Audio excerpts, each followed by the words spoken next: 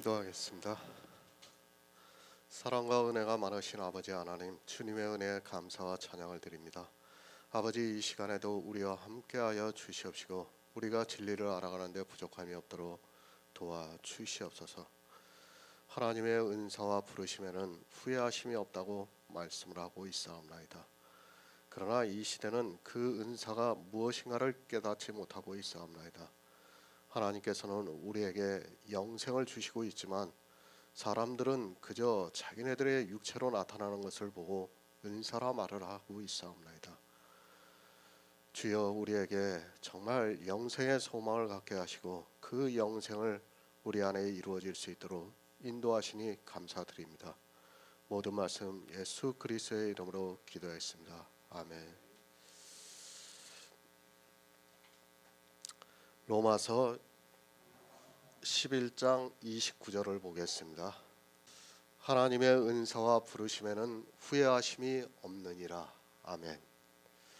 하나님의 사랑입니다. 우리가 복음 안에서 교제를 할 수 있는 것은, 그리고 예수 그리스도를 아는 지식으로 장성한 분량에 충만한 데까지 이르러 구원을 받는 것은 오직 하나님의 은혜라고 믿고 있습니다. 사실 이 시대의 종교가 얼마나 성행을 하고 있습니까? 종교입니다. 정통이라고 하는 기독교가 있습니다. 그리고 그 기독교 안에도 수많은 교파들이 있습니다. 일반 교인들은 어디가 어딘지도 모를 정도로 많은 교파들이 있습니다. 그리고 기독교만 있는 것이 아니라 우리나라에는 불교도 있고 천주교도 있습니다. 그것뿐 아니라 샤머니즘을 따르는 별별 이상한 종교까지 다 들어와 있습니다. 저는 그렇게 생각합니다. 우리가 밖에 나가서 건물을 보시기 바랍니다. 정말 몇 건물에 하나씩 있는 것이 교회입니다. 그리고 천주교가 있고 불교까지도 이제는 선원이라고 하면서 속세로 내려오고 있습니다. 그리고 우리나라는 전통적으로 무당집들이 성행을 하고 있습니다. 그물과 같습니다. 우리가 이 모든 것을 어떻게 피할 수 있다고 생각합니까? 우리 주변을 보고 우리 가족과 친지를 보아도 모두가 그런 곳에 연결이 되어 있습니다. 그들은 늘 우리를 생각하는 척하면서 기도를 하고 있다고 하고, 또 세상에서 복을 받을 수 있다고 하면서 온갖 호리는 말로 미혹을 하고 있습니다. 우리도 역시 마찬가지였습니다. 물론 자기 때에서 교회에 나가서 하나님을 믿는다고 한 사람도 있습니다. 그러나 내 부모 때부터 하나님을 믿은 사람은 내 의지와 상관이 없이, 아니 내가 생각해 볼 여유도 주지 않고 우리는 교회에 나가게 되었습니다. 교회에 나가서 한 번이라도 진리에 대해서, 그리고 영생에 대해서 심각하게 고민을 하지 않고 그렇게 신앙생활을 했습니다. 내 의지입니까? 제가 신앙생활을 한 것은 제 의지가 아니었습니다. 그저 내 부모가 교회에 나가고 그리고 하나님을 믿는다고 하니까 나도 당연히 하나님을 믿어야 하는 것으로 생각하고 그들이 하고 있는 행위를 따라하게 되었고, 어느새 그것이 마치 내 믿음과 같이 되어서 살았습니다. 이 시대 교회 안에 있는 사람들입니다. 어떤 이유에서든지 교회라는 곳에 들어가 평생을 그렇게 살아가고 있습니다. 자기가 성경을 한 번이라도 고민을 하고 보는 것도 아니고, 그렇다고 해서 누가 가르쳐 주는 것도 아니고, 그저 종교라는 그물에 걸려서 나중에는 그것이 마치 당연한 것과 같이 그렇게 매너리즘에 빠져 살아가고 있는 것이 기독교인이라고 해도 틀리지 않습니다. 그리고 그 안에서 칭찬을 듣습니다. 세상에서는 들을 수 없는 칭찬을 교회에서는 정말 많이 해주고 있습니다. 그리고 특히 여자들은 어떤 직분들을 만들어서 주고 있습니다. 세상에서는 그저 아이 엄마로서 살고 설령 직장을 다닌다 해도 그저 그렇게 살아가고 있는데 교회 안에서는 아주 특별한 사람이 된 것과 같은 칭찬을 듣게 되면 사람은 거기서 빠져나오기가 쉽지가 않습니다. 기독교는 이미 마케팅이 되어 있습니다. 그들은 한 영혼이라도 더 구원하는 데 목적이 있는 것이 아니라 한 사람이라도 더 교회 안에 끌어들이는 것이 목적입니다. 그들의 말로는 한 영혼을 구원한다고 하지만 실상은 철저한 마케팅에 교인들이 속고 있다는 것을 알고 있어야 합니다. 지금 교회가 그렇습니다. 얼마나 안 좋은 환경입니까? 초대교회는 그래도 이 정도는 아니었을 것이라고 생각합니다. 그러나 이 시대는 종교가 사방에서 그물을 치고 있고 거의 모든 사람이 그 그물에 걸려 있다고 보아야 합니다. 그런데 우리를 하나님께서 본성을 거스리는 좋은 감람나무에 접붙이셨습니다. 은혜입니다. 저는 늘 그렇게 생각하고 있습니다. 과연 내가 받은 은혜가 어떠한 것인가를 생각하면서 살아가고 있습니다. 모두가 종교에 빠져 있는 이 시대에 하나님께서는 본성을 거스리는 좋은 감람나무에 나를 접붙이시는 놀라운 경륜을 이루시고 있습니다.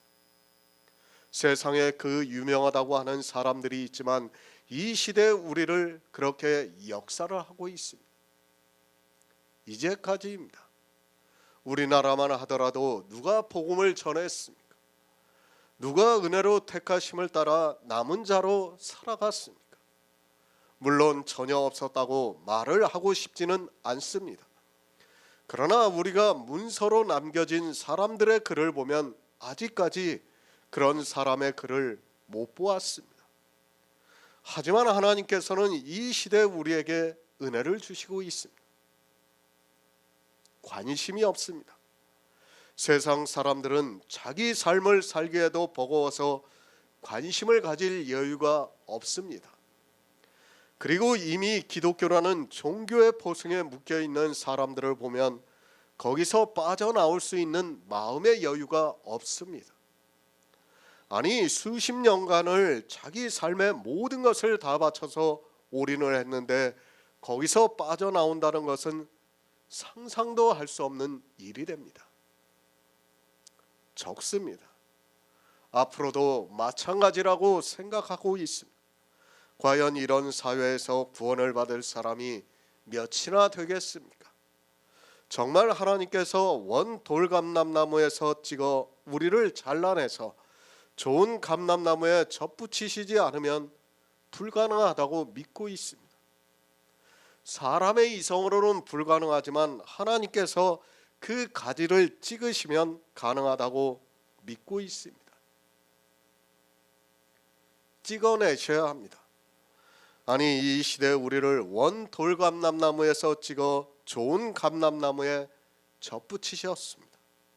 그것은 단지 우리를 위한 것만은 아니고 우리를 통해서 이 세상에 복음이 전파가 되게 하시고 있습니다. 내 가족에게, 그리고 친지에게, 그리고 이웃에게 이 복음을 전하게 하시려고 하나님께서 우리를 사랑하셔서 원 돌감람나무에서 찍어내셨습니다. 복음이 있어야 합니다. 그래야 내 주변이 하나님의 사랑을 받을 수 있습니다. 내가 복음이 없는 상태에서는 내 주변에 하나님의 사랑을 전할 수 없습니다. 비록 우리의 숫자가 적을지라도 영을 생각하고 하나님께서 우리를 어떻게 원 돌감람나무에서 찍어 좋은 감람나무에 접붙이셨다는 것을 안다면 더욱더 이 복음을 들어야 합니다. 새 번역을 보겠습니다. 하나님께서 주시는 고마운 선물과 부르심은 철회되지 않습니다. 선물입니다. 그것을 은사라고도 말씀을 하고 있습니다. 우리가 구원을 받는 것은 아무리 생각해도 하나님의 선물입니다. 복음을 모를 때는 그것이 이렇게까지 가슴에 와닿지 않았지만 이제 복음의 깊은 비밀을 깨달으니까 더욱더 은혜가 되고 있습니다. 사실 저도 그랬습니다. 예전에 교회 다닐 때는 구원을 받았다고 하지만은 그것이 정말 가슴에 와닿지가 않았어요. 그냥 남들이 받으니까 나도 받은 거구나. 정말 그 정도로만 생각했지 그 구원이 어떻다는 것을 몰랐습니다. 그러나 이제 이 복음의 비밀을 알고 나니까 그것이 정말 가슴에 와닿고 있습니다. 그것이 얼마나 귀한 은사라는 것이 깨달아지고 있습니다. 누가 받았습니까? 이 시대 많은 사람이 이 선물을 받았다면 우리에게 이렇게까지 은혜가 되지 않을 수 있습니다. 사실 다수가 같은 것을 받는다면 그것은 선물이라고 할 수 없습니다. 많은 사람들에게 똑같은 것을 나누어 주면 그것이 아무리 좋은 것이라도 해도 선물이 될 수 없습니다. 그러나 아주 적은 숫자가 받았다면 그것은 분명히 고마운 선물입니다. 우리가 누구입니까? 정말 저는 이 선물을 생각할 때마다 기적이라고 믿고 있습니다. 저는 제 자신을 너무 잘 알고 있습니다. 이 선물과는 거리가 멀었던 사람이라는 것을 알고 있습니다.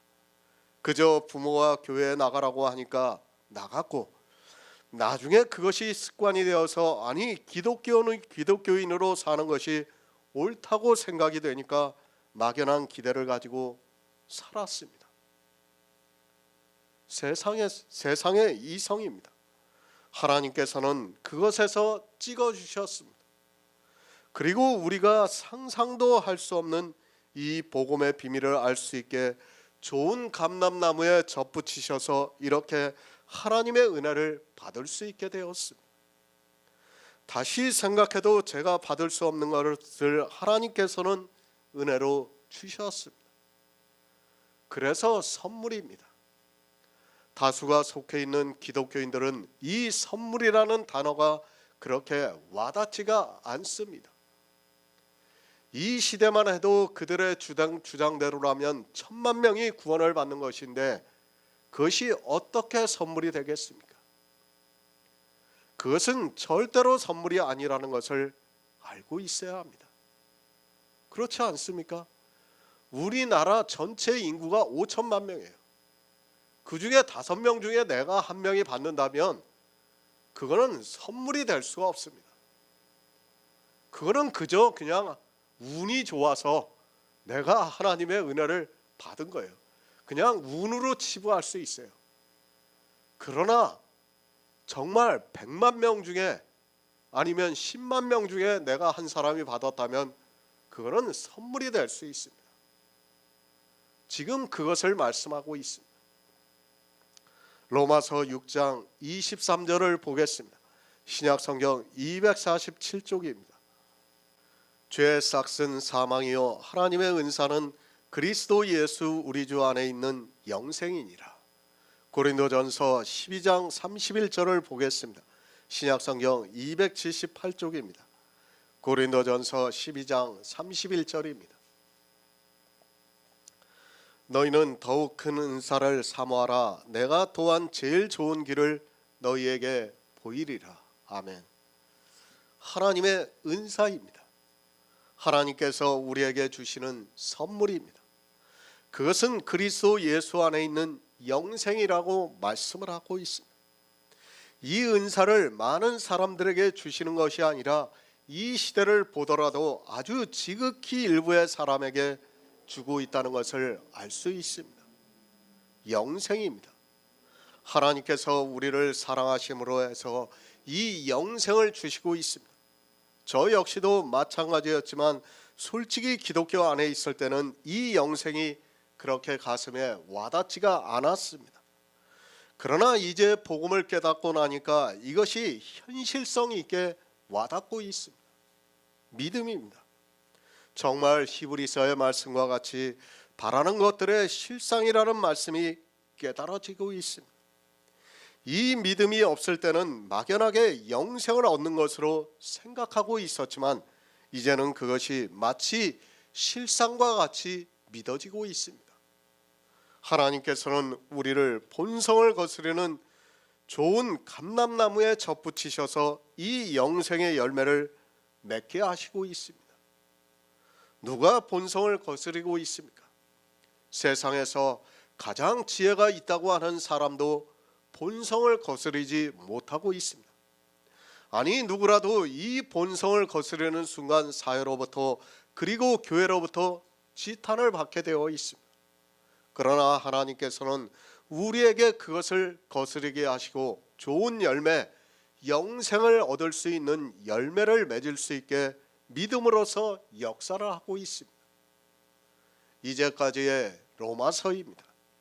사도 바울은 율법을 여러 가지 비유로 해서 우리에게 그것을 지켜서는 안 된다는 것을 말씀을 하고 있습니다.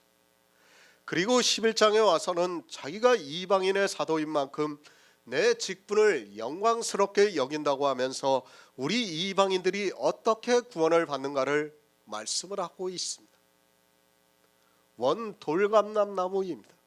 그런데 하나님께서 우리를 찍어버리셨습니다. 사람으로서는 할 수 없는 것을 하나님께서는 하셨습니다. 그 본성이 무엇인가 하면 율법을 지키는 일입니다. 그런데 그것에서 찍어서 우리를 좋은 감람나무에 접붙이셔서 예수 그리스도를 믿을 수 있게 하시고 믿음으로써 영생을 얻게 하시고 있습니다. 얼마나 감사합니까? 사실 이 영생은 기적과도 같은 일입니다. 이 시대 대형 교회에서는 병을 고치는 일을 하고 있습니다. 그리고 암병을 고쳤다고 하면서 하나님을 찬양을 하면서 간증을 하고 있는 것을 볼 수 있습니다. 그것이 기적입니까? 우리 성도들에게는 그것은 너무도 하찮은 일이라는 것을 알 수 있습니다. 그깟 암병이 고쳐지는 것을 가지고 무슨 기적이라고 할 수 있습니까? 인간의 이성에서는 분명히 기적입니다. 그러나 영의 일을 생각하면 그것은 아무것도 아니라는 것을 우리가 알 수 있습니다. 하나님의 은사입니다. 이 시대는 교회만 나오면 마치 모두가 하나님의 은사를 받은 것으로 생각하고 있습니다. 그래서 하나님의 은사가 아주 싼 것으로 생각을 하고 있습니다. 아니, 우리에게 있는 믿음을 싸구려 취급하고 있는 것을 볼 수 있습니다. 그러나 하나님의 은사로 예수 그리스도 안에 있는 영생을 얻은 성도는 이 선물이 얼마나 귀하다는 것을 알 수 있습니다. 우리에게 주어진 선물입니다. 이 선물이 너무 커서 초대교회 성도들은 이것을 빼앗기지 않으려고 순교까지 당했습니다. 자기 생명을 잃으면서까지도 이 선물을 빼앗기지 않으려고 했는데 이 시대 기독교인들은 겨우 암병을 고쳤다고 하면서 그것을 가지고 하나님으로부터 대단한 은사를 받은 것으로 생각하고 자랑하느라 여념이 없습니다. 영생입니다. 얼마나 큰 은사입니까? 그런데 이 영생을 너무 쉽게 생각하고 있습니다. 아니, 영생에 대해서 모르고 있습니다. 그저 교회에 나와서 예수 그리스도를 믿는다고 하면 이 영생을 얻은 것으로 생각하고 있습니다. 사도 바울이 이방인들에게 이 영생을 전하기 위해서 얼마나 수고를 했는가를 우리가 성경을 통해서 알 수 있습니다. 하나님의 은사는 그리스도 예수 안에 있는 영생입니다. 그 영생을 어떻게 받습니까? 그것을 요한복음에서 영생은 유일하신 참 하나님과 그의 보내신 자 예수 그리스도를 아는 것이라고 말씀을 하고 있습니다. 그 영생을 얻게 하기 위해서 사도 바울이 에베소 교회에 3년을 밤낮으로 훈계를 했다고 말씀을 하고 있습니다. 예수 그리스도를 알고 있습니까? 이 시대 기독교인들이 영생을 얻었습니까? 저는 절대 아니라고 믿고 있습니다. 우선은 본성을 거스르는 좋은 감람나무에 접붙임이 되어야 하는데 우리가 보고 있는 기독교인들은 본성을 거스르기보다는 본성을 따라 율법을 지키고 있습니다. 그렇게 율법을 지키고 있는 그들에게는 좋은 열매가 맺을 수 없다는 것을 깨달아야 합니다. 선물입니다. 하나님께서 우리를 찍어주셔야 합니다. 원 돌감람나무에서 찍어서 좋은 감람나무에 접붙이셔야 합니다. 이것이 사람의 이성으로 가능한 것이 아니라 반드시 하나님께서 그렇게 해주셔야 합니다. 그런 성도만이 율법을 지키지 않고 성경에서 유일하신 참 하나님과 그의 보내신 자를 알아서 영생을 얻을 수 있습니다. 고린도후서 9장 15절을 보겠습니다. 신약성경 295쪽입니다. 고린도후서 9장 15절입니다. 말할 수 없는 그의 은사를 인하여 하나님께 감사하노라. 아멘. 말할 수 없는 그의 은사입니다. 우리 성도가 영생을 얻는 일입니다. 정말 말로 표현할 수 없는 은사를 이 시대 우리에게 하나님께서 주시고 있습니다. 누가 성경에서 복음을 깨달아서 영생을 얻을 수 있습니까? 이제까지 기독교가 진리를 전했다면 이 말씀이 그렇게 와닿지 않을 수 있습니다. 그런데 어떻습니까? 우리에게 복음이 계시가 되었습니다. 그리고 우리의 본성이 무엇이라는 것을 알게 되었고 그 본성을 따라 이제까지 살았습니다. 하나님께서는 우리를 원 돌감람나무에서 찍어주시지 않았다면 우리는 평생을 그렇게 본성을 따라 살다가 진노를 받을 수밖에 없는 인생들입니다. 그렇지 않습니까? 저나 이 자리에 계신 우리 성도나 마찬가지라고 생각합니다. 우리는 사실 진노를 받을 수밖에 없는 사람들이었습니다. 우리 주변을 보아도 그렇고 우리의 이성을 따라도 그렇고 정말 진노를 받을 수밖에 없는 그런 인생들이었습니다. 그런데 하나님께서 우리를 원 돌감람나무에서 찍어 본성을 거스르는 좋은 감람나무에 접붙이셨습니다. 이것을 누가 할 수 있습니까? 제가 이 시대 복음을 전하고 있습니다. 제가 다른 사람보다 하나님을 더 사모했습니까? 제가 영생에 대해서 정말 간절한 마음을 가졌습니까? 제가 진리를 알기 위해서 남들보다 다른 마음을 가지고 있었습니까? 저는 솔직히 말해서 그런 사람이 아닙니다. 그렇기 때문에 더욱 제가 받은 영생이 말할 수 없는 은사라고 믿고 있습니다. 저는 정말 그렇습니다. 제가 만약 이렇게 해서 지금 이 복음을 깨달았다면 저는 이렇게 은혜가 되지 않을 수 있어요. 그런데 저는 그렇지가 않았어요. 그저 하나님의 인도하심에 따라 신학을 공부하고 성경을 보다 보니까 이렇게까지 온 거예요. 제 의지라고 하기보다는 하나님의 인도하심이라고 봐야 돼요. 정말 저는 그렇게 믿고 있습니다. 그렇기 때문에 더욱더 이 말할 수 없는 은사가 더욱더 가슴에 와닿고 있습니다. 표적을 보지 마시기 바랍니다. 우리는 이 영생을 바라보는 성도입니다. 이 시대 교회 안에서 율법을 지키고 그들의 종교의식을 따라 드리는 예배를 드리고 찬양을 부르고 기도를 하고 헌금을 하는 그들은 이 은사를 절대로 받을 수 없습니다. 아니, 이 은사에 대해서 깨달을 수 없습니다. 그러나 하나님께서는 우리에게 영생을 주시려고 거기서 찍어내셨습니다. 감사하시기 바랍니다. 우리가 영생을 얻은 것은 정말 사도 바울의 말씀과 같이 말할 수 없는 은사를 받은 것입니다. 이 복음을 우리가 세상에 전해보지만 그들이 받아들입니까? 사람의 이성으로는 절대로 받아들일 수 없습니다. 그런데 하나님께서는 우리에게 믿음을 주셨습니다. 아니, 좋은 열매를 맺을 수 있게 원 돌감람나무에서 찍어 좋은 감람나무에 접붙이셨습니다.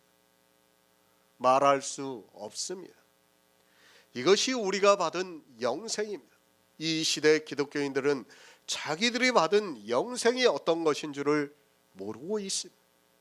얼마나 영광스럽고 얼마나 큰 선물인가를 전혀 모르고 막연하게 영생을 받았다고 말을 하고 있고 받지도 않은 영생을 가지고 감사하다는 것을 마음껏 표현하고 있습니다.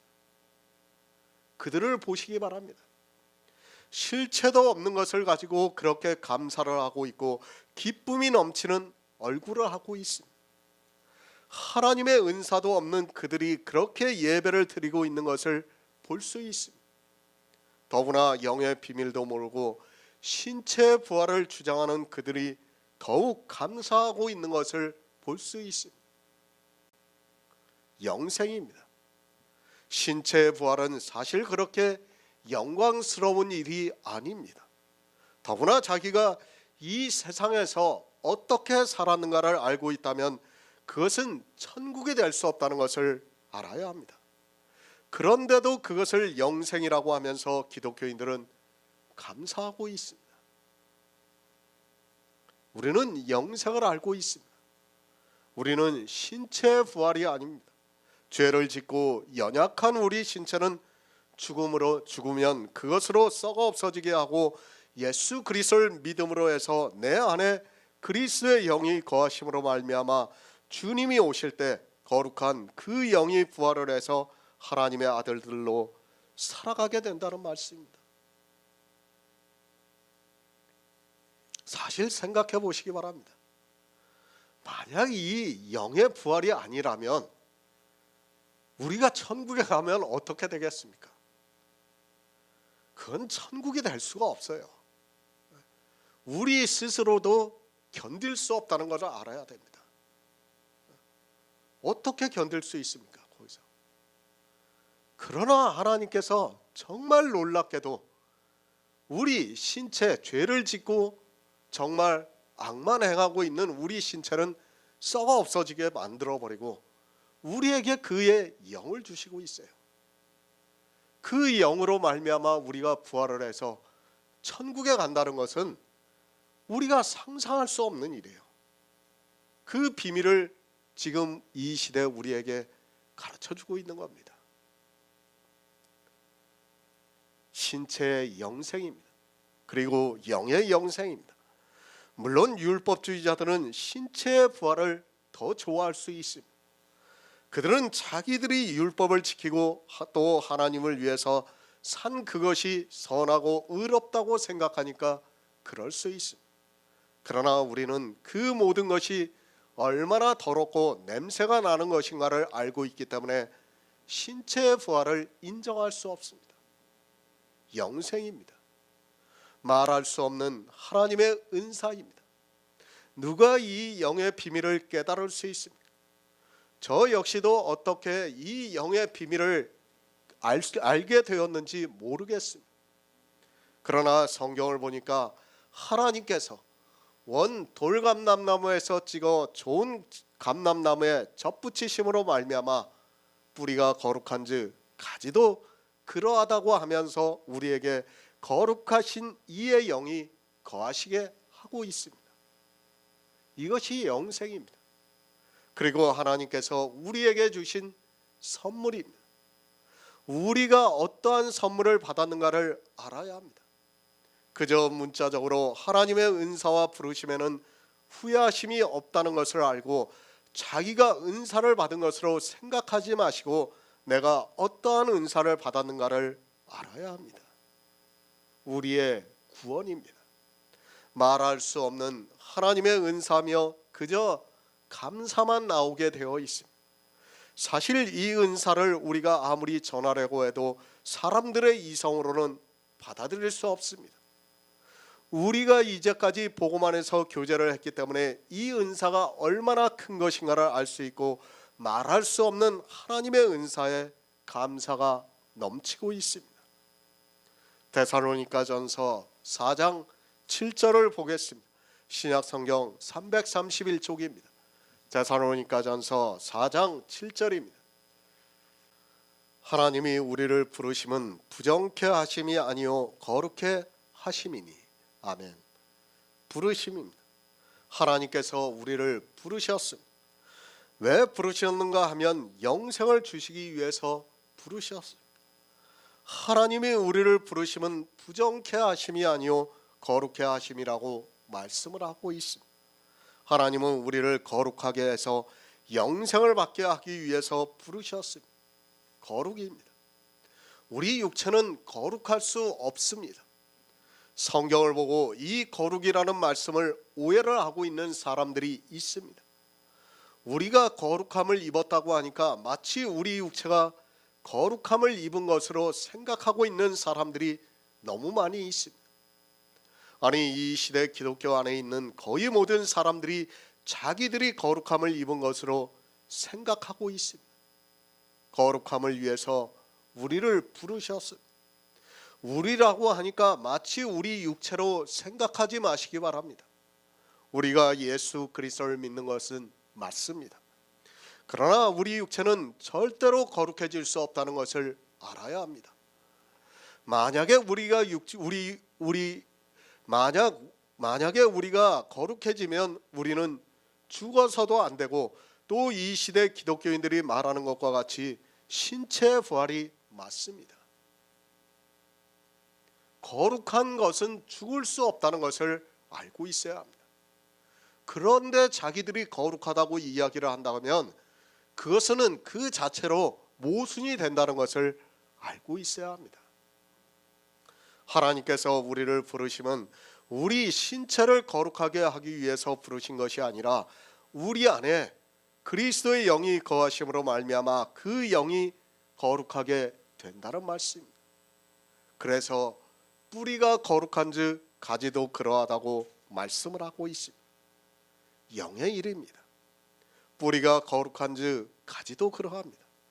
우리를 접붙이시는 것은 우리 육체를 접붙인다는 것이 아니라 우리의 영의 일을 우리가 깨달을 수 있게 비유로 말씀을 하고 있습니다. 마치 접붙이는 것과 같이 하여 우리가 성령으로 말미암아 거룩한 그리스도의 영이 거하심으로 말미암아 거룩해 되었다는 것을 말씀을 하고 있습니다. 거듭남입니다. 이 시대 이 거듭남에 대해서 말로 미혹하는 사람들이 참 많이 있습니다. 거듭나는 것도 모르면서 말장난을 하고 있는 것을 볼 수 있습니다. 거듭났으면 반드시 결과가 나타나야 한다는 것을 알아야 합니다. 거듭났습니까? 그리고 내 안에 거룩하신 이의 영이 거하시고 있습니까? 다시 말씀드립니다. 경건치 않은 것을 돌이켜야 합니다. 그리고 저희 죄가 없어야 합니다. 그러니까 율법을 지키지 말아야 한다는 말씀입니다. 율법을 지키면서 거듭났다고 하는 것은 다 말장난에 불과하다는 것을 알고 있어야 합니다. 우리를 거룩해 하시기 위해서 부르셨습니다. 우리 신체를 거룩하게 하기 위해서 부른 것이 아니라 뿌리가 거룩한즉 가지도 거룩하다는 것을 말씀을 하고 있습니다. 영으로 부활하신 예수 그리스도께서 거룩하시니까 그 가지에부터 진액을 먹고 있는 우리의 영도 거룩하다는 것을 말씀하고 있습니다. 부르심을 바로 하시기 바랍니다. 하나님께서 나를 왜 부르셨는가를 모른다면 그는 어리석은 사람입니다. 성경의 문자를 알고 막연하게 하나님께서 나를 부르셨다고 하면서 교회 안에서 신앙생활을 하는 자기 신체를 보고 부르셨다고 하지 마시기 바랍니다. 그 신체는 절대로 거룩해질 수 없습니다. 거룩해지지도 않는 것을 보고 부르셨다고 하면 그는 성경을 모르는 사람입니다. 부르셨습니까? 하나님께서 나를 부르셨습니까? 반드시 거룩해져야 합니다. 만약에 거룩함을 얻지 못한다면 그는 하나님이 부르신 자가 아니라는 것을 알아야 합니다. 그런데 이 시대는 무엇이 거룩한지도 모르고 자기의 신체를 보고 부르셨다고 말을 하고 있습니다. 내 안에 생명입니다. 하나님의 은사가 있어야 부르신 사람입니다. 하나님의 은사가 내 안에 있지 않으면서 부르셨다고 하는 것은 성경을 전혀 모르는 어리석은 사람입니다. 자기를 왜 부르셨는지도 모르고 있고, 그리고 부르셨으면 어떠한 결과가 있어야 하는 줄도 모르고 있다면 그는 부르심을 받은 사람이 아니라 교회 안에서 망하는 악한 자라는 것을 알아야 합니다. 우리를 거룩하게 하십니다. 우리라고 하니까 신체를 생각하지 마시기 바랍니다. 우리 안에 거하시는 그리스도의 영을 말씀하고 있습니다. 성경은 신체의 내가 있고 그리스도의 영으로서의 내가 있습니다. 그리스도의 영으로서의 내가 거듭난 생명이고 또 그 영이 거룩하다는 말씀입니다. 하나님께서 부르셨습니다. 막연하게 나를 부르셨다고 하지 마시기 바랍니다. 성경은 그런 막연함을 말씀하고 있지 않습니다. 부르심에 대해서 바로 알아야 됩니다. 그리고 육과 영에 대해서 바로 알아야 돼요. 기독교인들이 가장 깨닫지 못하는 것이 바로 이 거듭남이에요. 육체에 내가 있고 영에 내가 있다는 것을 알아야 됩니다. 그것을 깨닫지 못하면 성경을 아무리 보아도 아무 소용이 없습니다. 정말 그것이 우리 안에 믿어져야지 그것이 내 안에서 역사를 하는 것이지 그것이 믿어지지 않으면 아무 소용이 없다는 것을 여러분이 알고 있어야 합니다. 그것이 믿음입니다. 알지도 못하면서 믿는다는 것이 얼마나 어리석은 일입니까? 우리가 세상을 살아보아서도 잘 알고 있습니다. 어떤 사람을 만나서 그 사람을 정말 믿었는데 그 사람이 나를 사기를 치고 당하게 되는 것이 세상입니다. 자기 딴에는 그를 정말 바로 안다고 했는데 나중에 보면 속은 자신을 보게 됩니다. 믿음입니다. 반드시 아는 것에서부터 출발이 됩니다. 성경을 모르면서 예수 그리스도를 믿는다는 것은 어리석은 소년이 자기가 어디로 가는지도 모르고 도살장으로 끌려가는 것과 같다고 말씀을 하고 있습니다. 그런데 성경의 문자를 아는 것으로 자기들이 하나님을 알고 있다고 생각하고 있습니다. 신체는 안 됩니다. 반드시 거룩하신 이의 영이 우리 안에 거하셔야 합니다.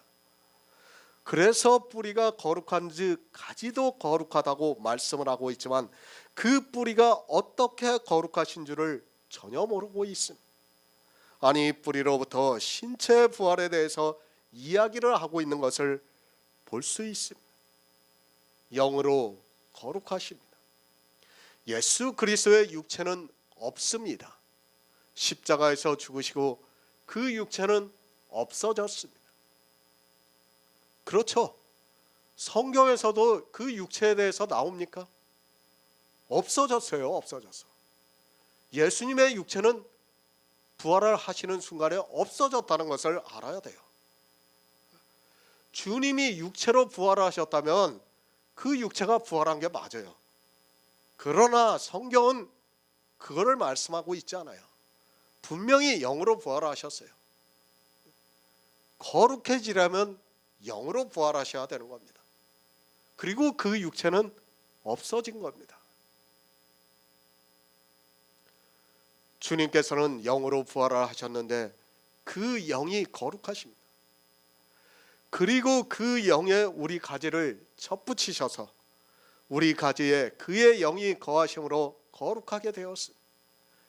이렇게 거룩하신 이의 영이 거하시는 것을 하나님의 부르심이라고 말씀을 하고 있습니다. 하나님의 은사입니다. 그리고 하나님의 부르심입니다. 하나님께서는 후회하심이 없다고 말씀을 하고 있습니다. 우리는 성경을 잘 이해를 해야 합니다. 하나님의 은사와 부르심에는 후회하심이 없다는 말씀이지 다른 것에서 후회하심이 없다는 것이 아닙니다. 그러니까 우리를 구원하시고 난 후에 우리 안에 거룩하신 이의 영이 거하시는 것에 대해서 후회하심이 없다는 말씀입니다. 사무엘상 15장 35절을 보겠습니다. 구약성경 433쪽입니다. 사무엘상 15장 35절입니다. 사무엘이 죽는 날까지 사울을 다시 가서 보지 아니하였으니 이는 그가 사울을 위하여 슬퍼함이었고 여호와께서는 사울로 이스라엘 왕을 삼으신 것을 후회하셨더라. 아멘. 하나님은 후회하심이 없습니다. 이 말씀을 보고 하나님도 후회를 하시는데 왜 로마서에서는 후회하심이 없다고 말씀을 하느냐고 생각할 사람도 있습니다. 늘 말씀을 드리지만 성경은 일관성이 있어야 합니다.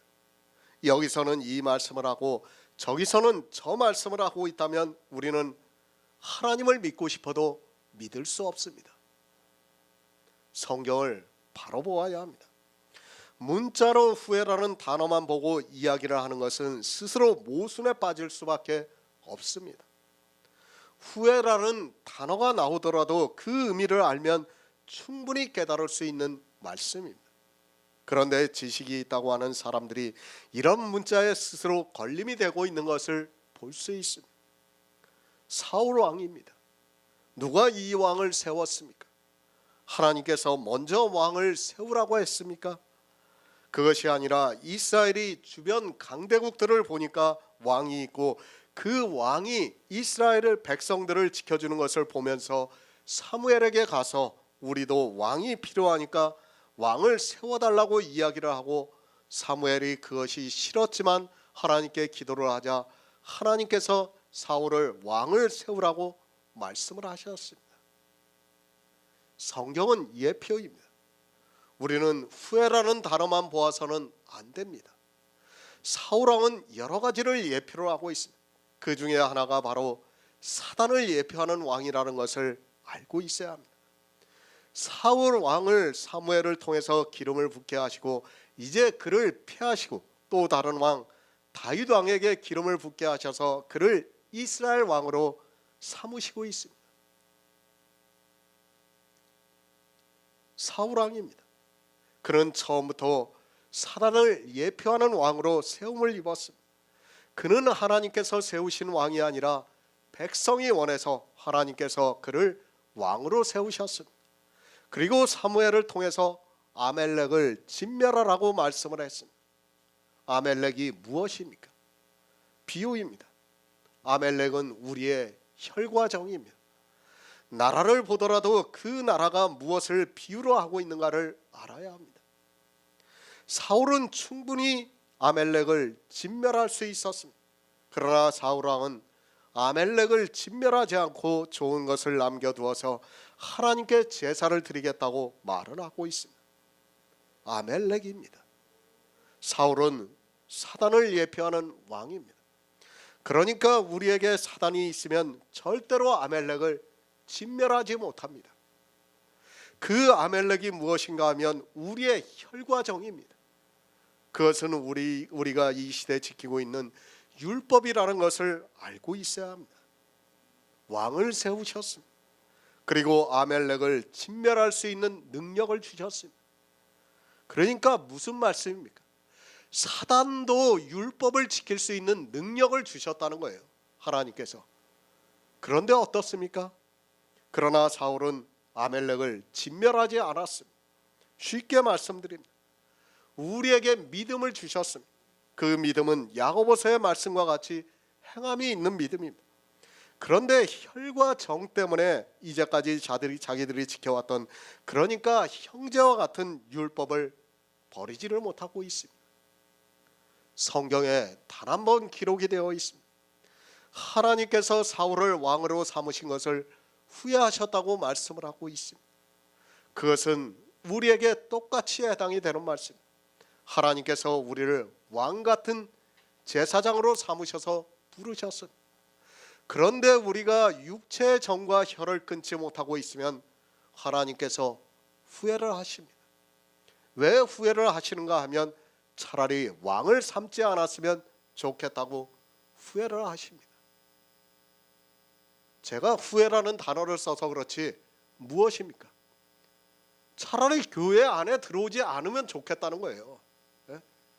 교회 안에 들어오지 않으면 그들이 율법을 지키지 않았을 거 아닙니까? 진노를 받지 않을 거 아닙니까? 그냥 세상 죄인으로 살다 죽으면 그것으로 끝입니다. 그러나 사단과 같은 자가 되니까 하나님께서 후회를 하시는 거예요. 왕의 권력을 다 줬어요. 지킬 수 있는 능력을 다 줬다는 거예요. 아멜렉을 진멸할 수 있는 능력을 줬어요. 그런데도 사울은 하지를 않았어요. 마찬가지예요. 이 시대도 마찬가지입니다.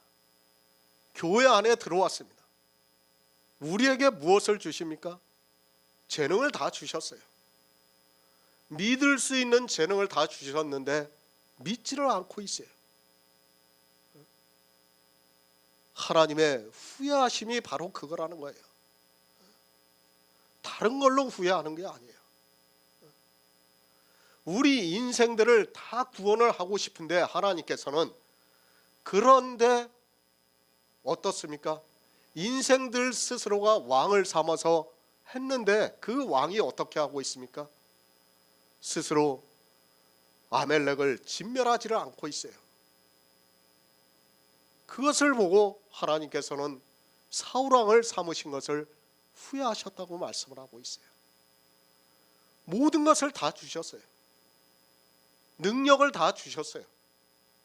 주셨는데도 하지 않으니까 후회하시는 겁니다. 차라리 그를 세우지 않았으면 어떻습니까? 사울 왕을 세우지 않았으면 어떻습니까? 그럴 일이 없지 않습니까? 그죠? 하나님께서 아멜렉을 진멸하시면 돼요. 그냥 그렇지 않습니까? 하나님께서 아니 나중에 다윗 왕을 세워가지고 아멜렉을 진멸하면 돼요. 그런데 이스라엘 스스로가 왕을 세워달라고 해서 그 왕을 세워놓고 보니까 왕한테 모든 능력을 다 줬는데도 진멸을 하지 않고 있어요. 후회하셨다는 거예요. 그걸 보고. 우리가 성경을 정말 잘 이해를 해야 됩니다. 예표와 의미입니다.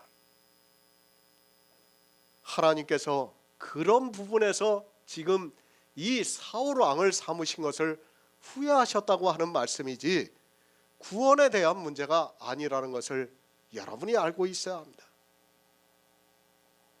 구원입니다. 우리는 영생을 받았습니다. 그리고 이제 거룩하신 이의 영이 우리 안에 거하시고 있습니다. 이렇게 구원을 받은 성도를 그러니까 그의 영이 거하시게 하는 역사에 있어서는 하나님께서는 후회하심이 없다는 말씀입니다. 왜 후회하심이 없는가 하면 우리 구원은 신체가 아니라 영의 구원을 말씀하고 있습니다.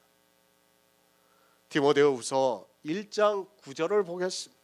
신약성경 343쪽입니다.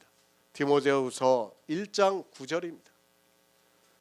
하나님이 우리를 구원하사 거룩하게 부르심으로 부르심은 우리의 행위대로 하심이 아니요 오직 자기 뜻과 영원한 때 전부터 그리스도 예수 안에서 우리에게 주신 은혜대로 하심이라. 아멘. 우리의 부르심입니다. 그러니까 우리를 거룩하게 하신 부르심을 말씀을 하고 있습니다. 우리가 어떻게 거룩하게 되었습니까? 우리의 신체가 아닙니다. 뿌리가 거룩한즉 가지가 그러합니다. 그런데 그 가지는 원래 본성을 따라 사는 돌감람나무에 있는 가지인데 그것을 찍어서 좋은 감람나무에 접붙이셔서 우리가 거룩하게 되었습니다. 영의 일입니다. 우리 육체의 일이 아니라 영의 일이라고 말씀을 하고 있습니다. 이렇게 접붙임이 되어서 우리에게 영생의 은사를 주신 것은 우리의 행위대로 하신 것이 아니라 오직 자기 뜻과 영원한 때 전부터 그리스도 예수 안에서 우리에게 주신 은혜대로 하셨다고 말씀을 하고 있습니다. 구원입니다. 정말 신비롭고 비밀스러운 일입니다. 그것은 우리 육체가 아니라 우리 안에 그리스도의 영이 거하게 하시고 그 영으로 말미암아 우리가 부활을 해서 구원을 받는 것을 말씀을 하고 있습니다.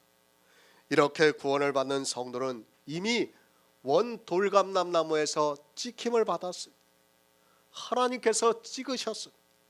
우리가 본성을 따라 살아가고 있는데 하나님께서 그것을 찍으시고 우리를 좋은 열매를 맺을 수 있는 감람나무에 접붙이셨습니다. 그리고 우리에게 영생의 열매를 맺을 수 있게 하시고 그 영을 거룩하신 이의 영이라고 말씀을 하고 있습니다. 예수 안에서 우리에게 주신 은혜입니다. 이 영이 잘못될 수 있습니까? 이 영이 타락할 수 있습니까? 이 영이 한 번 거하면 다시 죽을 수 있습니까? 만약에 그런 일이 있다면 하나님께서는 우리에게 거룩하신 이의 영을 주신 것을 후회하실 수 있습니다. 그러나 그 영은 정말 비밀이기 때문에 절대로 그럴 가능성이 없다고 말씀을 하고 있습니다. 우리는 이 영의 비밀을 알아야 합니다. 그런 성도만이 하나님의 은사와 부르심에는 후회하심이 없다는 것을 깨달을 수 있습니다. 그러나 신체 구원을 주장하는 사람은 하나님께서 후회를 하실 것과 같은 생각이 들게 되어 있습니다. 그리스도 예수 아닙니다. 성경을 문자적으로 알지 마시기 바랍니다. 그리스도 예수 아니라는 말씀은 영을 말씀하고 있습니다. 예수 그리스도께서 영으로 부활을 하셔서 천국에 들어가셨다면 그리스도 예수 안에 있다는 말씀은 그의 영이 우리 안에 거하시고 있다는 말씀입니다. 왜 후회하심이 없습니까? 영이기 때문입니다. 우리 육체를 따라 그것이 변할 수 있다면 분명히 사울을 왕으로 삼으신 것을 후회하신 것과 같이 후회할 수 있습니다. 하나님께서는 우리를 구원하시고 우리를 거룩하게 하신 것은 후회하심이 없게 하기 위해서 우리의 신체가 아니라 영으로 하셨습니다. 이미 실패를 했지 않습니까? 아담을 통해서 그걸 이미 보여주셨어요. 창세기에서 이미 아담을 통해서 안 된다는 것을 보여주셨어요. 그걸 보여주시고 나서 예수 그리스도 안에 있는 영으로 말미암아 우리를 구원하신다는 것을 비밀로 이렇게 감추어 두시고 우리에게 밝히 보여주시고 있는 겁니다. 영생을 알아야 합니다. 그런데 이 시대는 영생을 모르고 있습니다. 불교에 있는 사람과 같이 신체의 부활을 이야기를 하고 있습니다. 그것은 썩어 없어지는 것이지 우리가 영생을 얻는 것이 아닙니다. 만약에 그것이 영생을 얻는다면 성경은 뒤죽박죽이 되고 말 것이 분명합니다. 그리스도 예수 아닙니다. 그것은 예수 그리스도께서 영으로 부활하신 것을 믿어야 합니다. 그리고 예수 그리스도께서 영으로 거룩하게 하심을 입은 것을 믿어야 합니다.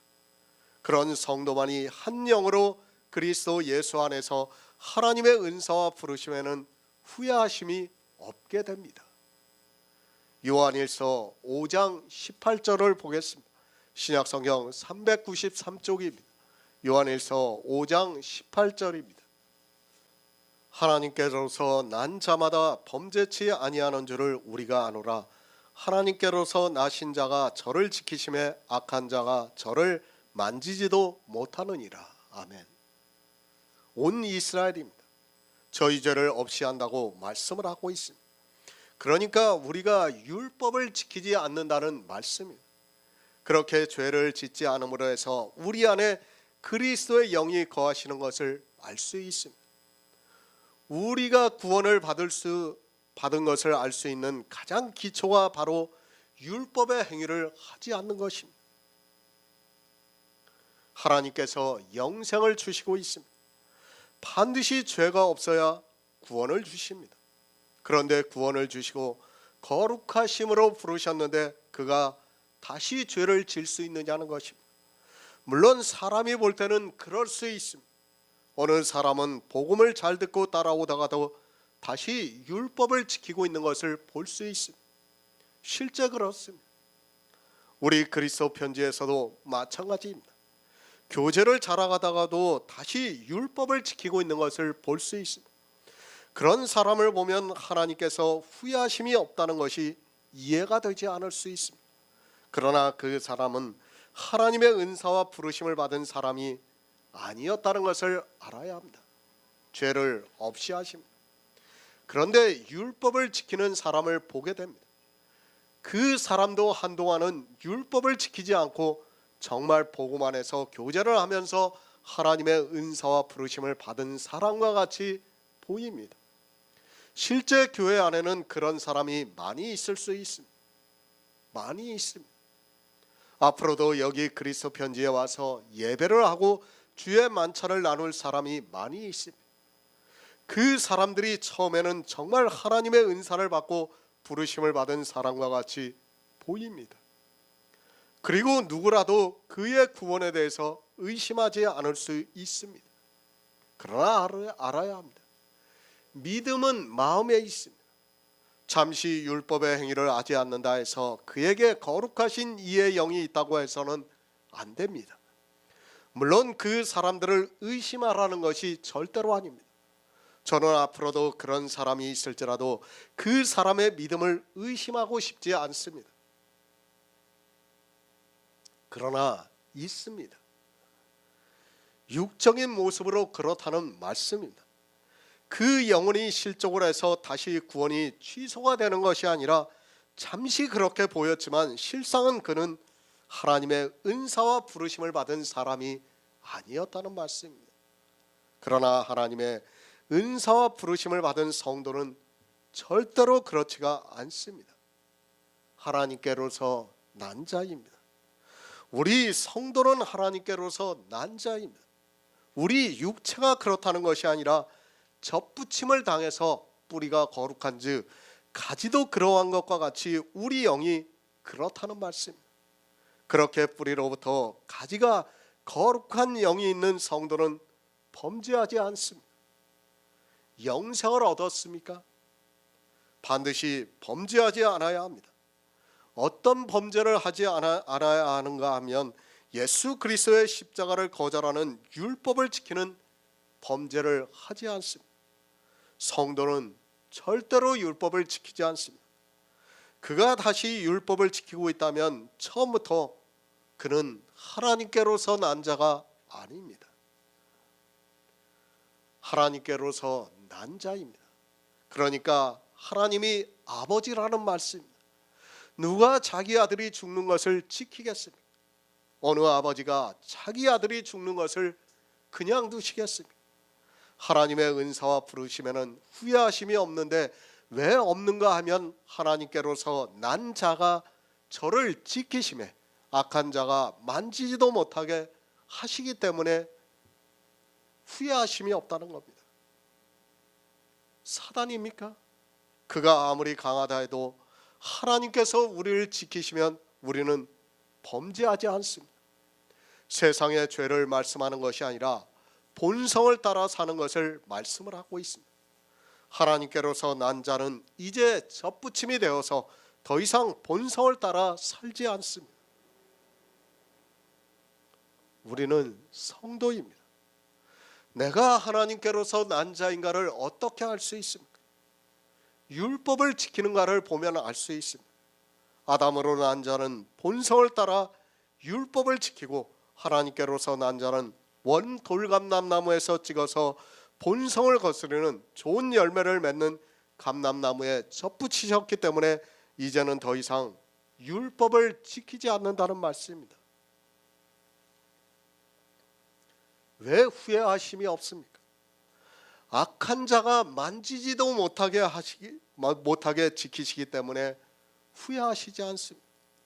사단이 아무리 강하더라도 하나님을 이길 수 없습니다.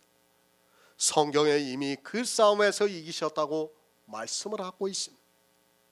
더 이상 우리 성도를 만질 수 없습니다. 우리 성도가 율법을 지키게 미혹할 수 없다는 말씀입니다.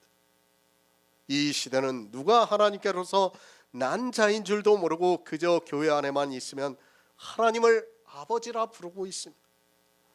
내가 아버지라고 부른다 해서 아버지가 아니라 반드시 아버지가 낳아야 아들이 될 수 있다는 것을 알고 있어야 합니다.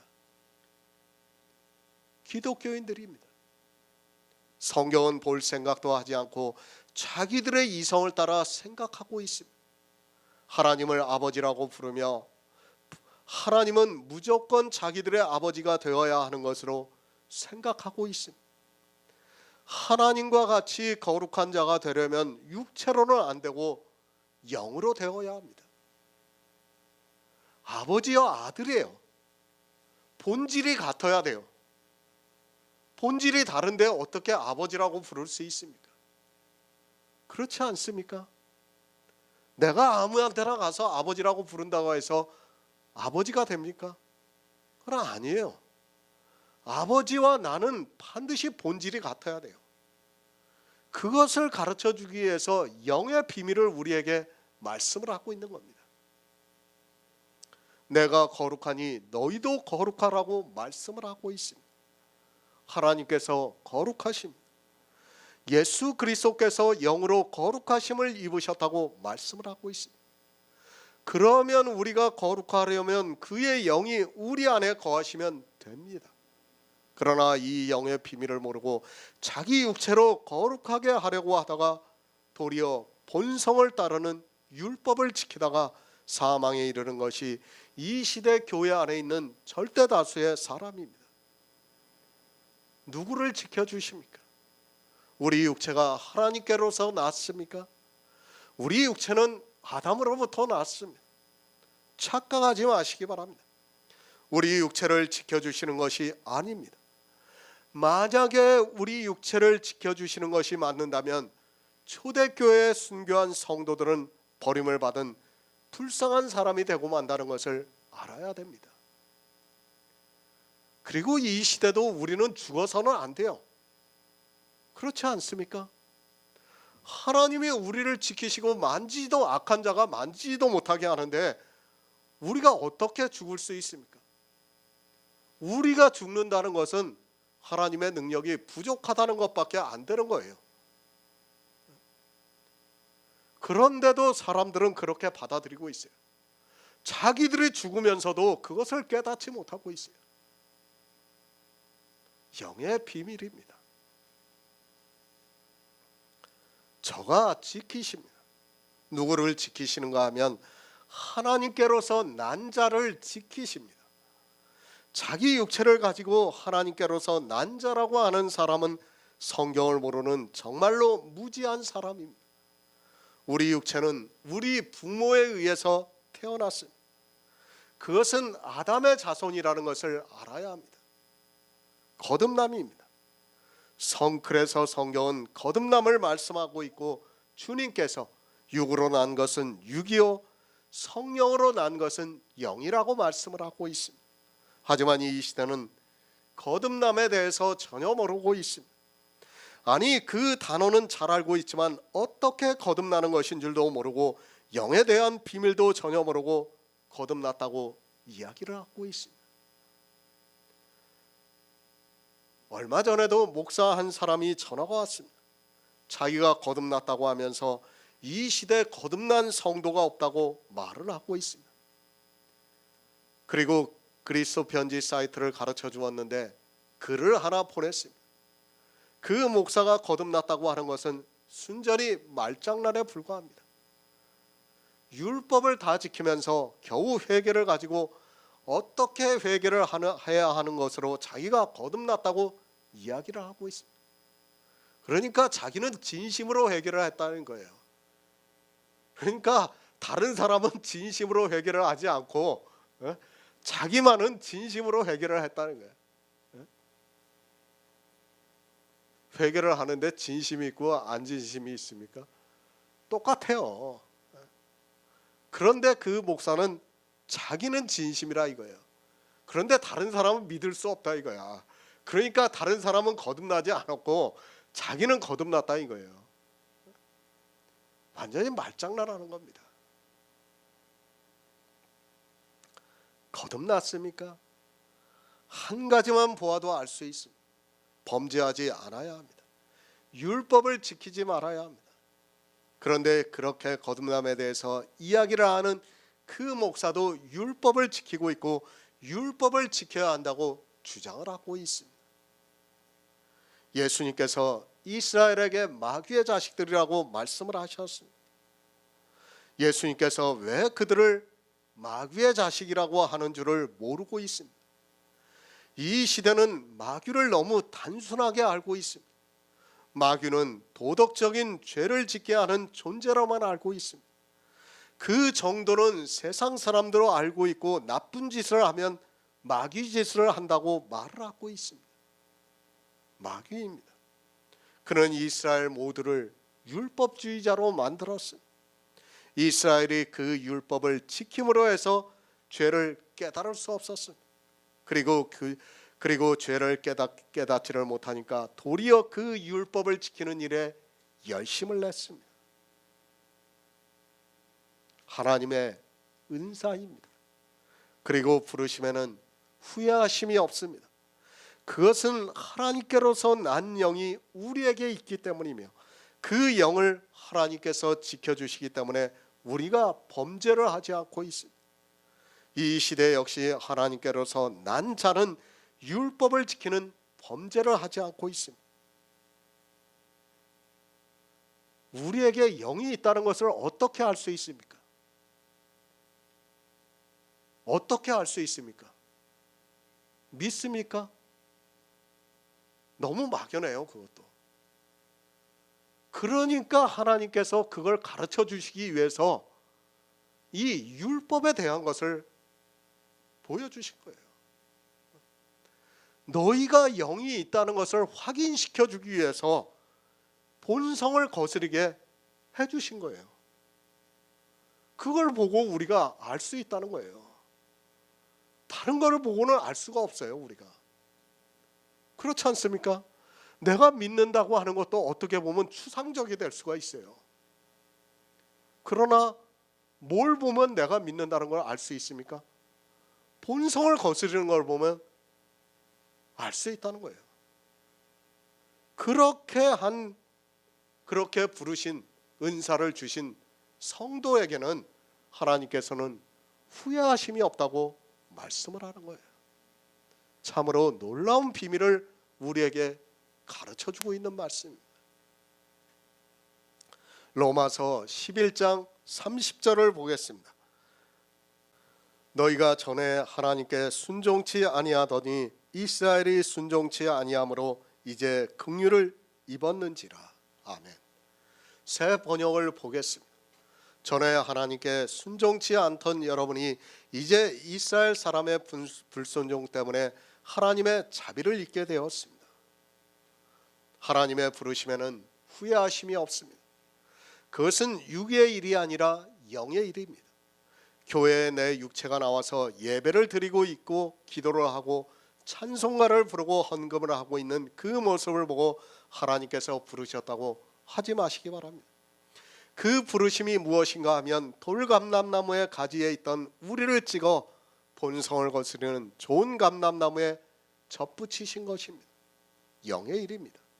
우리 육체의 일이 아니라 영의 일이라는 것을 깨달아야 합니다.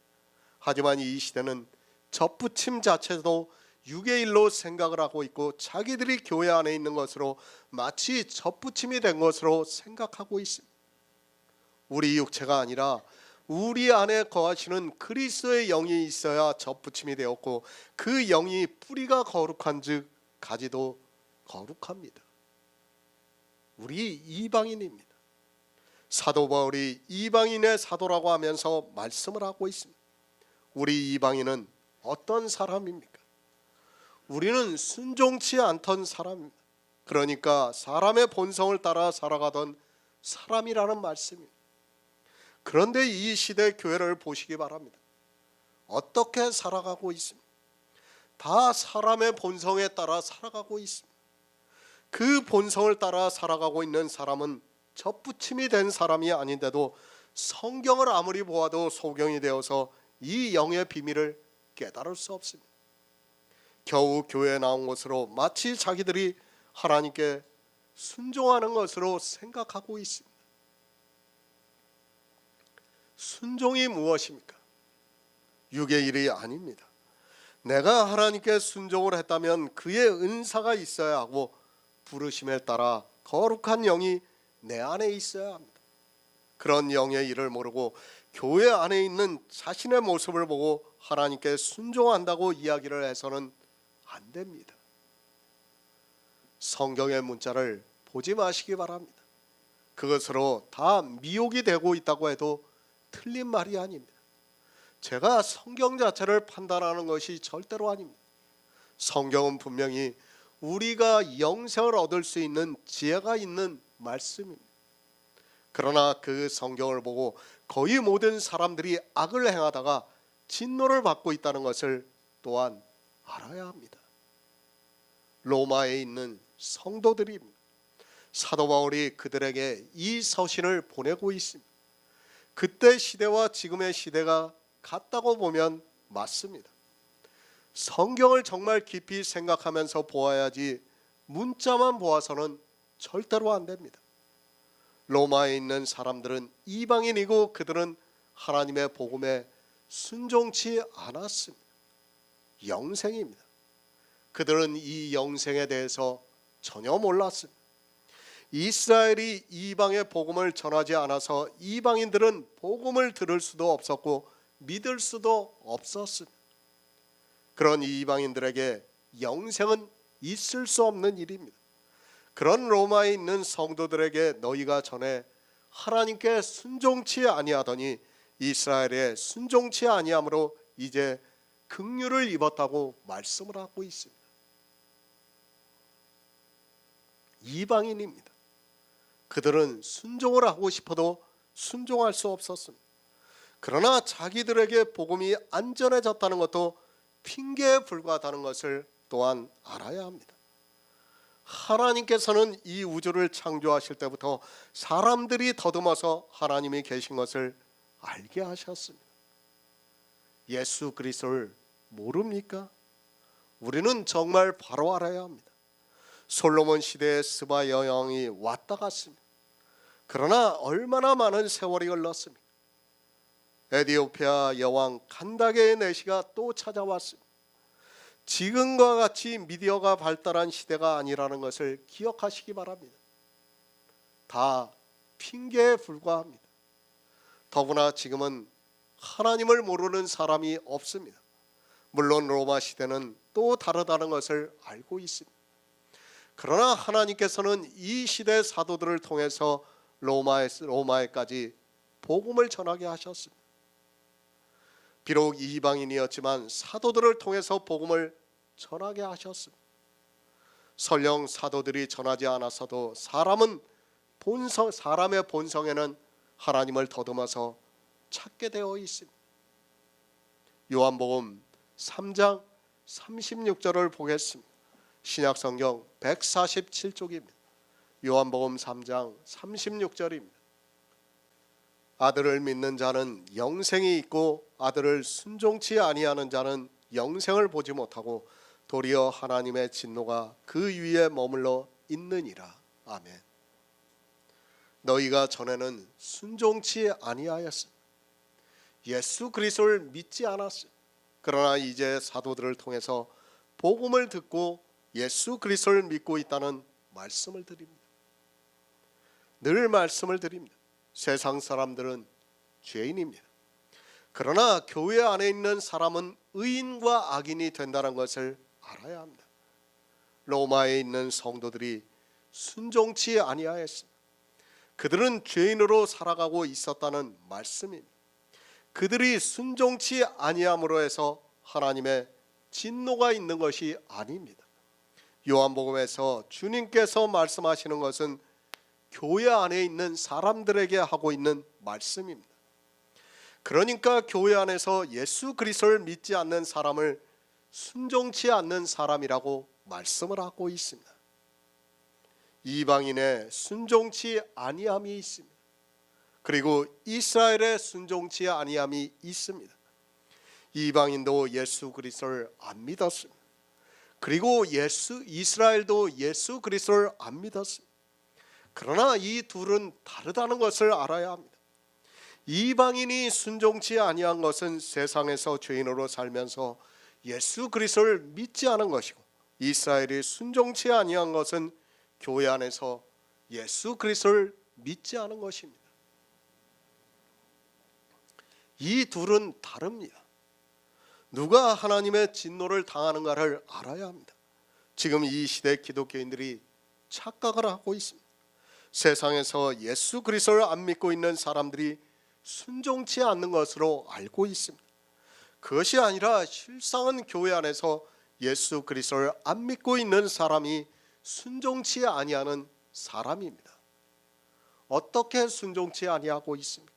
그것을 이제까지 사도 바울이 율법을 지킴으로 해서 구원을 받지 못해서 순종치 아니한다고 말씀을 하고 있습니다. 앞에 이방인들이 순종치 아니하는 것과 뒤에 이스라엘이 순종치 아니하는 것은 전혀 다른 차원의 것임을 알고 있어야 합니다. 물론 이방인들 역시 이 세상에서 법에 의해서 본성을 따라 살아가고 있는 것은 마찬가지입니다. 그러나 그들은 아예 하나님을 안 믿었습니다. 그런 의미에서 순종치 아니하였다고 말씀을 하고 있습니다. 사실은 모두가 하나님을 믿어야 합니다. 우리가 성경을 보면 어떻습니까? 노아 시대 이전에 다른 신이 있고 다른 종교가 있었습니까? 노아 홍수가 있은 후에 언어가 달라지고 난 후에 다른 종교가 생겨나기 시작했습니다. 언어가 하나일 때입니다. 그때는 모든 사람이 다 하나님을 믿고 있었습니다. 우리 사람은 하나님을 더듬어서 찾게 되어 있다는 것을 알아야 합니다. 그러나 그렇게 찾지 못했다고 해서 하나님께서 그들에게 진노를 하지 않습니다. 하지만 하나님께서는 이 세상 모든 사람이 구원을 받기를 원하시고 있습니다. 영생입니다. 그것이 얼마나 큰 선물인가를 우리는 그래도 조금이라도 알 수 있습니다. 그 구원을 사도 바울은 너무 잘 알고 있습니다. 그 구원이 얼마나 큰 축복이라는 것을 알고 있습니다. 그런데 이 이방인들은 구원을 받지 못했습니다. 그런 의미에서 너희가 전에는 순종치 아니하였다고 말씀을 하고 있습니다. 이방인들은 하나님을 믿지 않았습니다. 그런데 이스라엘이 하나님을 믿지 않으므로 해서 이제 이방인들이 긍휼을 잊게 되었다고 말씀을 하고 있습니다. 만약에 그들이 순종을 해서 그 가지 얼마가 꺾이지 않았다면 하나님께서는 우리 이방인들을 구원하시지 않았을 수 있습니다. 그러나 미리 말씀을 드리지만 우리 이방인들을 구원하시기 위한 예표와 그림자가 이스라엘입니다. 그들은 안 믿을 수밖에 없었습니다. 우리는 정말 하나님께 감사해야 하고 또 더욱 예수 그리스도의 은혜에 감사해야 합니다. 예수 그리스도 안에서 우리를 예정하심으로 말미암아 우리 이방인들을 구원하시기 위해서 처음부터 이스라엘은 순종치 않게 이 복음의 비밀을 감추어 두셨습니다. 실제 그렇지 않습니까? 우리가 구약과 신약을 봐도 그것을 충분히 알 수 있습니다. 구약만 보면서 복음을 깨닫는다는 것은 제가 볼 때는 거의 불가능해요. 우리가 신약을 보면서도 복음을 깨닫지 못하는데 구약을 보면서 복음을 깨닫는다는 것은 그건 정말 있을 수 없는 일이라고 생각하고 있어요. 비밀이에요. 그러니까 이스라엘은 불행한 거예요. 감추어 두셨어요. 이스라엘에게는. 그들은 우리에게 우리 이방인들을 구원하시기 위한 예표와 비유로서 감추어 둔 겁니다. 그리고 이방인들에게는 그것을 밝히 보여주셨어요. 그러나 이방인들 역시도 성경을 보면서 그것을 깨닫지를 못하고 있습니다. 이스라엘이 순종치 아니하였습니다. 다시 말씀드리지만 그것은 이스라엘이 아니더라도 마찬가지입니다. 이 시대 이방인들을 보더라도 역시 마찬가지입니다. 어느 민족이 복음에 순종하고 있습니까? 유럽을 거쳐 아메리카 대륙을 통해서 이제는 아시아까지 복음이 전파가 되었습니다. 어느 민족입니까? 그렇게 많은 언어로 성경이 번역이 되어서 전해지고 있지만 이 복음에 순종하는 민족이 없다는 것을 알 수 있습니다. 그런데도 그들은 어떻게 생각하고 있습니까? 이스라엘은 순종치 아니하였어도 자기들은 다 순종을 해서 예수 그리스도를 믿고 있다고 말을 하고 있습니다. 아니, 그렇게 굳게 믿고 있습니다. 이스라엘이 순종치 아니하였습니다. 그들의 조상 아브라함부터 예수 그리스도께서 오시기까지입니다. 우리 이방인이 순종했습니까? 이미 아브라함 때부터 예수 그리스도께서 오시기까지의 시간이 지났다는 것을 알아야 합니다. 이 시대 기독교는 이스라엘보다 더 순종치 않으면서도 그것을 깨닫지를 못하고 있습니다. 긍휼을 입었습니다. 이스라엘이 예수 그리스도를 믿지 않음으로 해서 이방인들이 긍휼을 입었습니다. 그러나 지금의 이방인과 초대교회의 이방인은 전혀 다르다는 것을 알아야 합니다. 초대교회의 이방인들에게는 복음이 처음 전해졌고 이 시대 이방인들은 이미 2000년이란 세월이 흘렀다는 것을 기억하고 있어야 합니다. 실상은 이스라엘과 마찬가지로 율법을 지키고 있습니다. 히브리서 4장 10에서 11절을 보겠습니다. 신약성경 356쪽입니다. 히브리서 4장 10에서 11절입니다. 이미 그의 안식에 들어간 자는 하나님이 자기 일을 쉬신과 같이 자기 일을 쉬느니라. 그러므로 자기가 저 안식에 들어가기를 우리가 저 안식에 들어가기를 힘쓸지니 이는 누구든지 저 순종치 아니하는 본에 빠지지 않게 하려 함이라. 아멘. 마태복음 19장 16절을 보겠습니다. 신약성경 32쪽입니다. 마태복음 19장 16절입니다. 어떤 사람이 주께 와서 가로되 선생님이여 내가 무슨 선한 일을 하여야 영생을 얻으리이까. 아멘.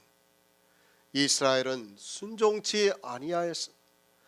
이 시대는 순종하는 것이 무엇인지 순종치 아니하는 것이 무엇인가를 전혀 모르고 있습니다. 순종을 한다고 하는 그들이 도리어 순종치 아니하는 일을 하고 있는 것을 볼 수 있습니다. 이스라엘은 처음부터 순종치 아니하는 본에 빠지고 말았습니다. 율법을 반포했습니다. 그러자 그들은 우리가 이 모든 말씀을 준행하겠다고 대답을 하고 언약까지 했습니다. 사실 그것은 이스라엘만 그런 것이 아니라 이 세상 어느 누구라도 하나님의 인도하심을 받고 나서 율법을 받으면 그리고 하나님의 백성으로 살게 해준다고 하면 다 그렇게 대답을 하게 되어 있습니다. 그렇지 않은 이방인들도 성경만 보고도 율법을 지키지 않고 있습니까? 생각해 보시기 바랍니다. 지금 수많은 언어로 번역이 되어 있지만 율법을 지키지 않는 교회가 없습니다. 성경만 보고도 그들이 그렇게 된다는 것을 우리는 이미 익히 알고 있습니다. 안식에 들어가야 합니다. 우리는 이제 안식에 들어가야 합니다. 그런데 이 시대는 안식일이 변해서 주일이 되었다고 하면서 또 일을 만들어서 주일이라는 날을 지키면서 그 날에 하나님께 거룩한 예배를 드리고 있습니다. 성경에서 쉬라고 분명히 말씀을 하고 있는데 안식일이 변해서 주일이 되었다고 주장을 하면서 쉬지를 못하게 일을 만들고 있습니다. 자기 일입니다. 안식에 들어간 자는 자기 일을 쉽니다. 그러나 순종치 아니하는 자는 아직까지도 자기 일을 하고 있습니다. 어떤 자기 일을 하고 있습니까? 이 부자 청년과 같이 내가 무슨 일을 하여야 영생을 얻을 수 있습니까? 라고 하면서 자기 생각을 가지고 일을 하고 있습니다. 우리는 안식에 들어간 자입니다. 이제 더 이상 율법을 지킬 이유가 하나도 없다는 말씀입니다. 성경에서 구원을 과거형으로 말씀을 하고 있습니다. 우리가 앞으로 받을 구원이라면 우리는 쉬지 못합니다. 그러나 이미 구원을 받은 성도는 이제 쉴 수 있다는 것을 알아야 합니다. 그렇죠. 참 이 거듭남이라는 것이 그래서 중요한 거예요. 불교에서 거듭남을 이야기합니까? 어디서 거듭남을 이야기합니까? 아무 데서도 거듭남을 이야기를 못해요. 거듭남을 받은 사람만이 쉴 수가 있어요. 그렇죠. 내 안에 영이 거하는 사람만이 쉴 수가 있어요. 그런데 불교나 다른 종교를 보시기 바랍니다. 쉬지를 못해요. 그들은 왜 쉬지를 못합니까? 업보가 있기 때문에 쉬지를 못해요. 자기 업보를 잘해야 더 좋은 곳으로 간다고 생각을 하기 때문에 죽을 때까지 그 업보를 쌓아야 됐기 때문에 쉬지를 못하는 거예요. 그러나 우리는 쉴 수 있어요. 왜? 안식에 들어갔기 때문에 쉬는 거예요. 교회 아닙니다. 안식에 들어가 쉬는 성도가 있습니다. 그러나 아직까지 영생을 얻기 위해서 일을 하고 있는 사람이 있습니다. 그 일이 무엇인가 하면 이 부자 청년과 같이 십계명을 지키는 일을 하고 있습니다. 그것을 히브리서에서 순종치 아니하는 본에 빠졌다고 말씀을 하고 있습니다. 십계명이 살아 있습니까? 그래서 이 시대도 지켜야 합니까? 그는 아직까지 영생을 위해서 자기 일을 하고 있는 사람입니다. 그가 누군가 하면 이 부자 청년과 같이 지금도 교회에 나와서 하나님 앞에서 내가 무슨 일을 하여야 영생을 얻을 수 있습니까? 라고 계속해서 자기 자신에게 질문을 하고 있는 사람입니다. 그 사람입니다. 여러분이 어떤 마음으로 십계명을 지키는가는 중요하지 않습니다. 성경이 분명히 일이라고 말씀을 하고 있습니다. 나는 하나님을 진심으로 믿어서 성도로서 지킨다는 추상적인 이야기 하지 마시기 바랍니다. 성경이 일이라고 하면 일입니다. 그리고 성경이 그것을 순종치 아니하는 본에 빠진 것이라고 말씀을 하면 그런 것입니다. 이 청년입니다. 내가 무슨 일을 하여야 하느냐고 묻고 있습니다.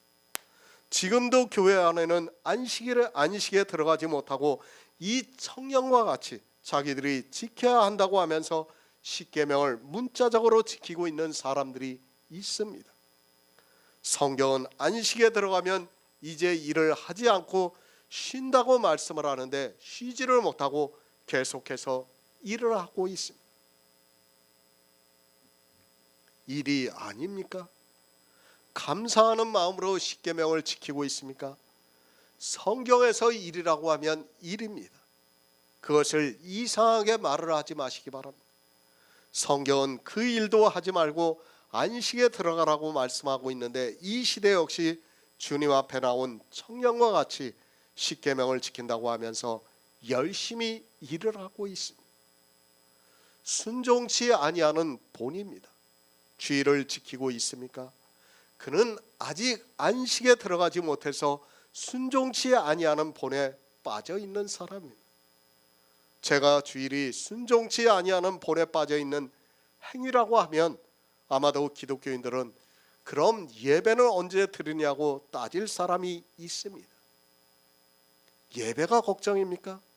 제가 예배를 하지 말라고 했습니까? 하나님께서는 이제도 신령과 진정으로 예배하는 자를 찾고 계십니다. 제가 이 말씀을 몰라서 주의를 지키는 것이 순종치 아니하는 본에 빠지는 것이라고 말씀을 하고 있습니까? 이스라엘의 이 청년이 그 일을 하다가 주님께서 나를 따르라고 하니까 근심하면서 돌아가고 말았습니다. 율법 쉬시기 바랍니다. 만약에 어느 한 가지라도 율법을 지키고 있다면 그는 이미 순종치 아니하는 본에 빠져 있는 사람입니다. 그가 아무리 교회 안에서 진심으로 하나님을 예수 그리스도를 믿는다 해도 그는 이 청년과 같이 이미 근심하며 돌아간 사람이라는 것을 알고 있어야 합니다. 히브리서 3장 18절을 보겠습니다. 신약성경 356쪽입니다. 히브리서 3장 18절입니다. 또 하나님이 누구에게 맹세하사 그의 안식에 들어오지 못하리라 하셨느냐 곧 순종치 아니하는 자에게가 아니냐 이러보건대 저희가 믿지 아니함으로 능히 들어가지 못한 것이라. 아멘. 순종치 아니하는 본에 빠지지 마시기 바랍니다. 율법을 지키지 말라는 말씀. 우리는 이미 안식에 들어갔습니다. 영생을 얻기 위해서 일을 하지 않아도 되고 성경이 우리에게 쉬라고 말씀을 하고 있습니다. 성경이 쉬라고 했으면 쉬는 것이 순종하는 것임을 바로 알고 있어야 합니다. 믿음입니까? 그런 이상한 이야기 하지 마시기 바랍니다. 누가 순종치 아니하는 본에 빠진 것을 율법을 지키는 일을 믿음이라고 말씀을 합니까? 히브리서에서 순종치 아니하는 자들을 무엇이라고 말씀하고 있습니까? 이로 보건대 저희가 믿지 않았다고 말씀을 하고 있습니다. 이스라엘이 왜 버림을 받았습니까? 순종치 아니하여서 버림을 받았습니다. 그 순종치 아니하는 것이 무엇인가 하면 믿지 않았다는 말씀. 그리고 순종치 아니하는 행위가 무엇인가 하면 안식에 들어가서 쉬지 않고 일을 하는 것을 말씀하고 있고, 그것이 율법을 지키는 일이라고 말씀을 하고 있습니다. 주일을 믿음으로 지킵니까? 11조를 믿음으로 드리고 있습니까? 성경 어디에 그것을 믿음이라고 말씀을 하고 있습니까? 사단은 성경에 없는 말을 만들어서 마치 있는 것과 같이 교인들을 세뇌시키고 있습니다. 이스라엘이 순종치 아니함으로 안식에 들어가지 못했다는 것을 성경이 말씀하고 있는데 그대로 하고 있습니다. 율법을 지키는 것이 순종입니까? 초등학문에서 벗어나시기 바랍니다. 성경은 율법을 안 지키는 것이 순종이라고 말씀을 하고 있습니다. 초대교회 때 이스라엘이 얼마나 율법주의에 빠져 있다는 것을 성경을 보고도 모릅니까? 사도 바울이 율법을 지키고 있는 이스라엘에게 순종치 않았다고 말씀을 하고 있는데 이방의 교회가 그대로 따라하고 있습니다. 이스라엘이 순종치 않았습니다. 그들이 믿지 않음으로 해서 우리 이방인들이 긍휼을 입었습니다. 참 이것은 놀라운 하나님의 은혜입니다. 만약에 지난 시간에도 말씀을 드렸지만은 이스라엘이 믿었다면 예수 그리스도께서는 아직도 안 오셨을지도 모를 일이에요. 그렇죠? 그러면 우리 이방인들은 구원을 받을 수 없어요. 그런데 놀랍게도 하나님께서는 그들을 버리셨어요. 그들이 순종치 않게 만들으셨어요. 그러므로 해서 예수님께서 이 세상에 오셔서 구속을 이루셨어요. 그리고 이방에 빛을 비춰주신 거예요. 그러므로 해서 우리가 긍휼을 입었다고 지금 사도 바울이 그 말씀을 하고 있는 것입니다. 그런데 초대교회를 지나자마자 이방의 교회도 역시 이스라엘과 같이 순종치 않아야 하는 본에 빠져서 긍휼을 입지를 못하고 있습니다.